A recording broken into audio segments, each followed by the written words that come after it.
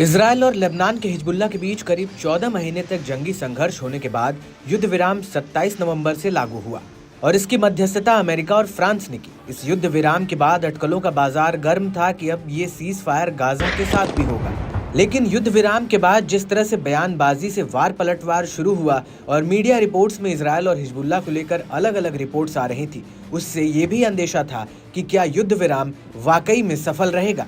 इन सभी अटकलों पर विराम लगाते हुए सीज फायर का उल्लंघन कर दिया गया। जी हां, इजरायली सेना ने हिजबुल्लाह के साथ युद्ध विराम समझौते का उल्लंघन करते हुए लेबनान पर ताज़ा हमले किए हैं। इसके साथ ही गाजा पट्टी पर अपने घातक हवाई हमलों को भी तेजी से बढ़ाया। इस हमले की जानकारी खुद लेबनान की तरफ से दी गई है। अपने आधिकारिक एक्स हैंडल से लेबनानी सेना ने कहा कि इजरायली कब्जे वाले बलों ने कई बार युद्ध विराम समझौते का उल्लंघन कर दिया। इसके लागू होने के तुरंत बाद और अगले दिन इन उल्लंघनों में हवाई उल्लंघन और विभिन्न हथियारों का उपयोग करके लेबनानी क्षेत्र पर हमले करना शामिल था।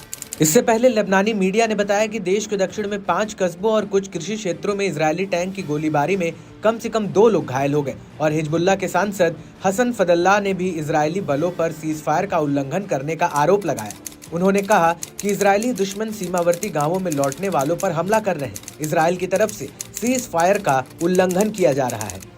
जिस सीज फायर सौदे के बाद दुनिया ने थोड़ी राहत की सांस ली थी कि अब किसी एक फ्रंट पर कुछ दिनों के लिए जंग बंद है, वहां भी सभी समझौते को दरकिनार कर इजरायल और हिजबुल्लाह अपनी साख की लड़ाई जारी रखे हुए हैं। इस बात को खुद इजरायली सेना ने भी माना है, क्योंकि 27 नवंबर को सीज फायर होने के बाद भी उसने 28 नवंबर गुरुवार को दक्षिणी लेबनान पर अपने हवाई हमले की जानकारी दी और कहा कि आईडीएफ ने क्षेत्र में अपने घरों की ओर जा रहे लोगों पर गोलीबारी की।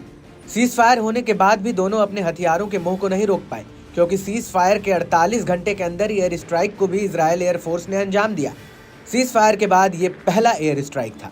इजरायली सेना ने एक बयान जारी करके बताया कि दक्षिण लेबनान में मीडियम रेंज के रॉकेट वाले हिजबुल्लाह साइट के अंदर आतंकवादी गतिविधि का पता चला था।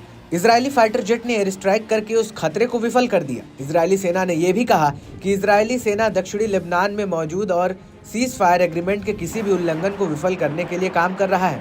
बता दें कि संयुक्त राज्य अमेरिका और फ्रांस की मध्यस्थता से ये युद्ध विराम समझौता बुधवार 27 नवंबर 2024 को तड़के सुबह से पहले लागू हो गया था और इसमें यह तय किया गया था कि ये विराम 60 दिनों तक चलेगा। लेकिन जिस तरह से युद्ध विराम के महज घंटे भर बाद ही जंग उसी तरह से जारी है, तो आने वाले 60 दिनों में क्या क्या होगा ये तो वक्त ही बताएगा।